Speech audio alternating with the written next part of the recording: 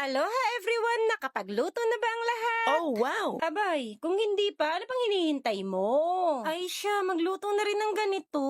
So nice. At eto nga, dapat nga talaga hindi ganyan yung uulamin namin. Dapat talaga sinigang na hipon. Pero wag ka, nag-crave kasi ako. Kaya ang request ko kay Josawa, gawin na lang buttered shrimp, yung kanyang lulutuin ngayong araw na ito. Nasakto rin naman na meron kaming mga ingredients na gagamitin para sa buttered shrimp na nirequest ko kay Josawa. Kaya para matapos na tong cravings na to, agad-agad nag-asikaso si Josawa. Hiniwa niya agad itong sibuyas. 3 sibuyas nga yung hiniwa niya para lasang-lasa yung aroma nito sa pagkain na lulutuin niya. At nung natapos na nga niyang hiwain lahat ng sibuyas, isinunod niya agad yung bawang. Binalatan niya nga muna ito bago niya ito hiniwa-hiwa ng maliliit. At habang ginagawa niya nga ito, meron siya diyang audience na batang maligalig na tinitignan kung paano niya hinihiwa-hiwa ang mga bawang. Ganyan din ba yung mga anak ninyo na kapag may ginagawa kayo, lagi silang nakamasid sa kung ano man yung mga ginagawa ninyo? Kaya ko nga naitanong kasi nga ganyan yung aming batang maligalig. At mabalik nga tayo sa iluluto ni Josawa. Paano ma-prepare niya na yung mga kakailanganin niyang ingredients para sa buttered shrimp? Agad-agad pinainit niya yung kawali. At nung mainit na nga yung kawali, inilagay niya agad-agad yung butter.